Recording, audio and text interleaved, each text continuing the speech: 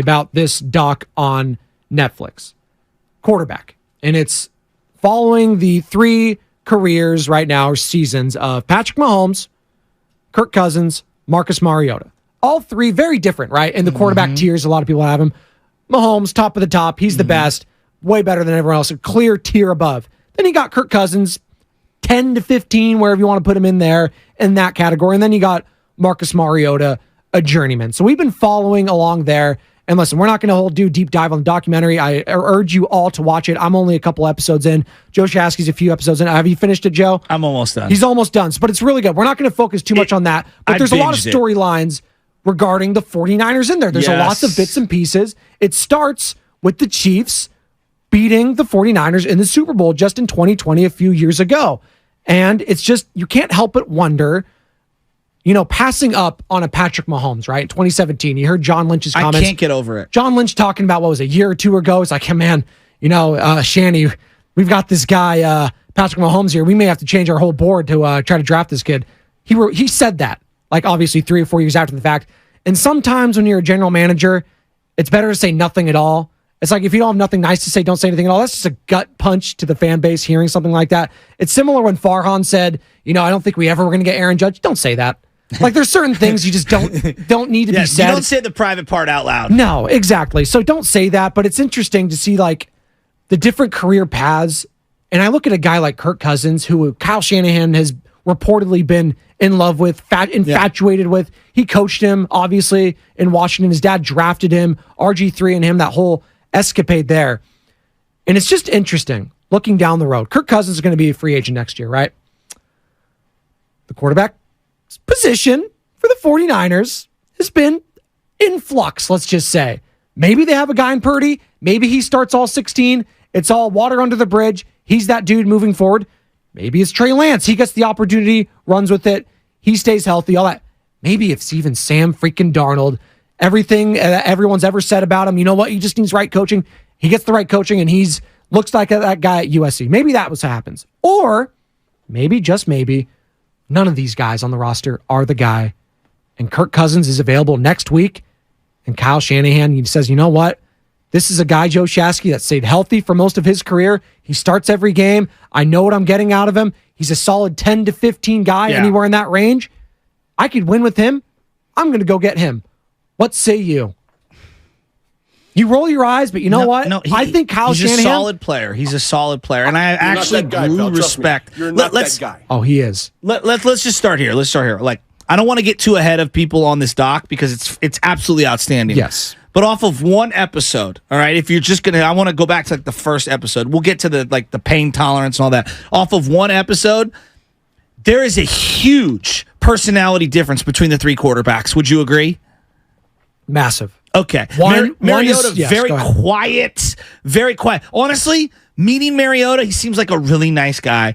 And I'm just being honest, personality-wise, I don't think he could be my quarterback.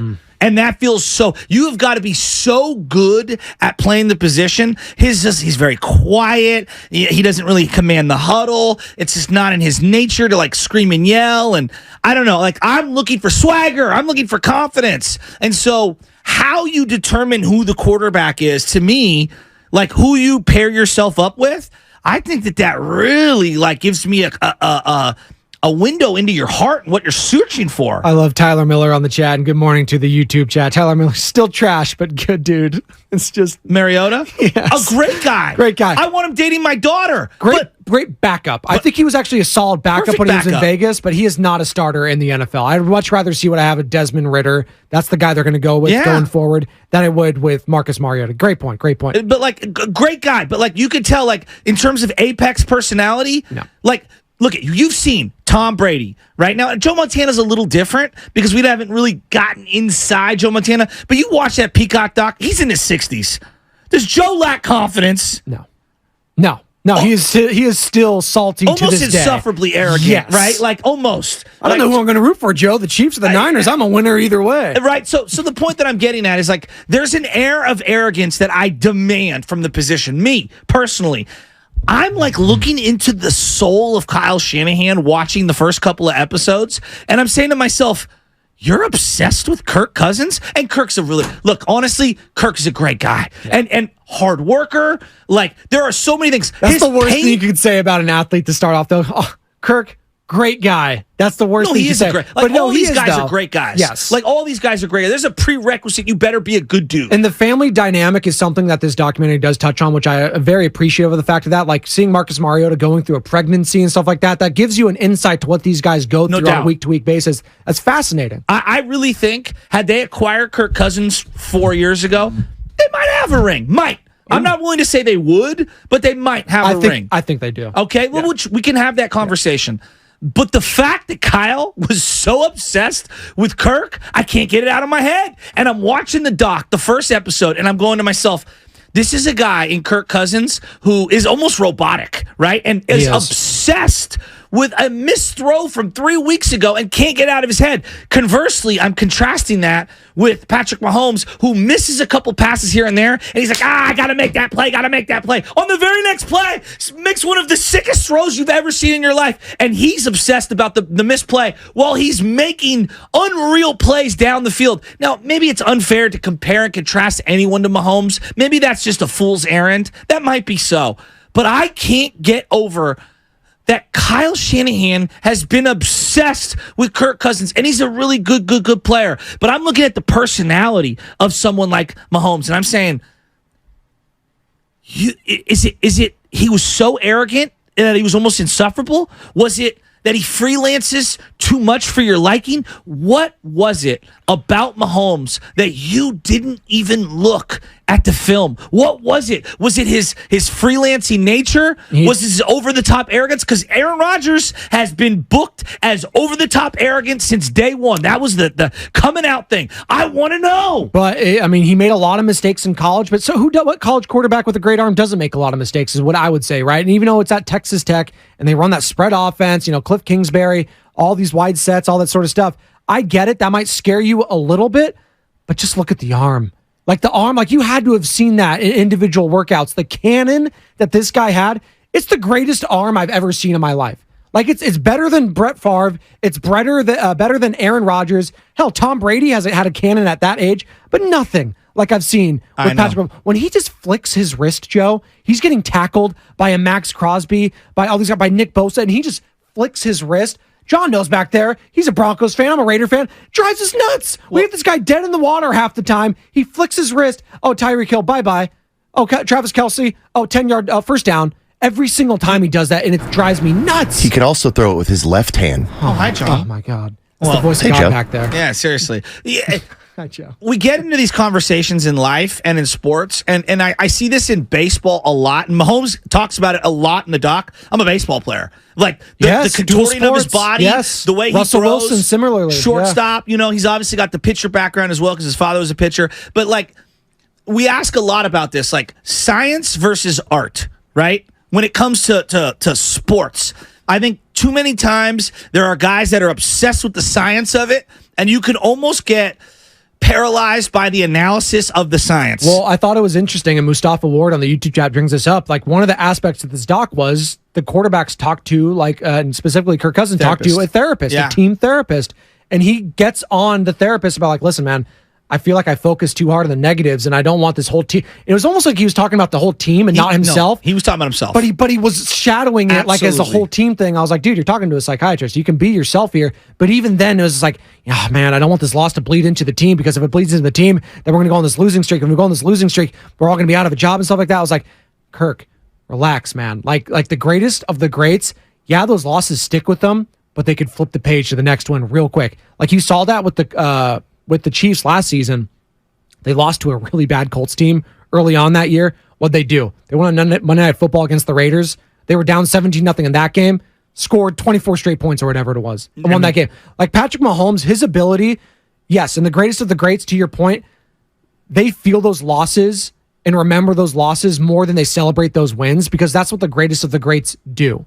They are able to, feel those losses and pain. Stephen Curry's one of them. Michael Jordan, Kobe Bryant, all these guys, Joe Montana, they feel those losses, and it fuels them to be greater going forward. Well, I think there's no doubt about that.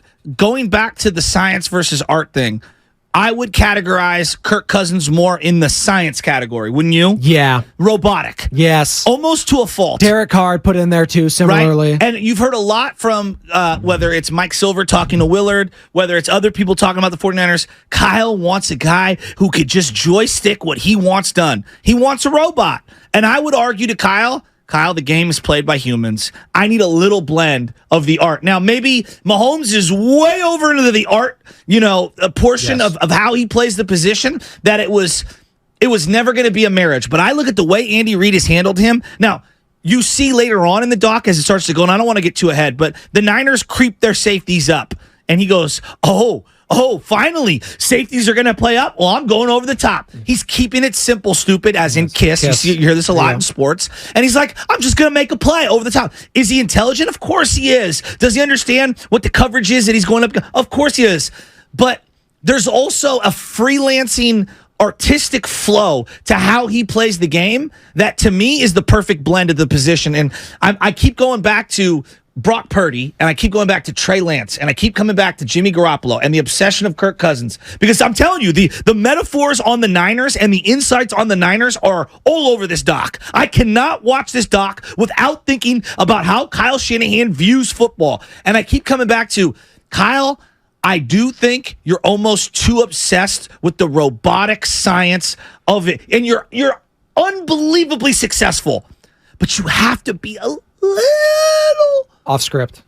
Yes. And I think that Purdy brought the best out of him in this last year. And this is where I go back to the Purdy point, where Purdy did freelance a little. He did give you all the robotic elements with a little sprinkle of the freelancing. And we can get to all the other stuff, but I cannot get over the obsession with Kirk Cousins. Not that Kirk isn't good. He's good. But there's clearly a difference between Allen and Burrow and Mahomes and Kirk Cousins. And in the way that those guys are willing to freelance and let it rip.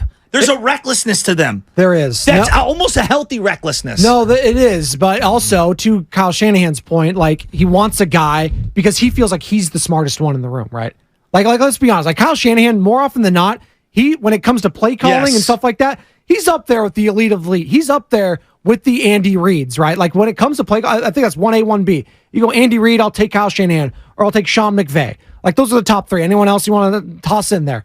Those are the dudes that believe that their S don't stick. And that's why even Andy Reid gets on Mahomes. Hey, man, I like what you did there, but even pull it back. I think Shanahan, until he finds that next dude, he's going to be constantly tinkering with these guys and just making it so simple for them because he doesn't want to see them fail. What did you think? Okay, so Andy Reid's temperament, would we agree his temperament is almost perfect for a wild horse like Patrick Mahomes? And I mean that in an endearing way. Yes. Where you got to very calm, steady. You got to rein that guy in every now and then. And then even Mahomes said in the doc, he's like, hey man, even if I'm going that nuts, even Andy, if he pulls me to the side, that means I'm going way too crazy. He even just gives me a little nudge, all right, calm down, dude. I think one thing that we underrated when we were looking at the Jimmy G Shanahan relationship on the sideline. No, I think Jimmy's temperament was perfect for Kyle Shanahan. Yeah. And I think very few players have the willingness to get chewed out left and right and not clap back at the coach. I actually think it's one thing now.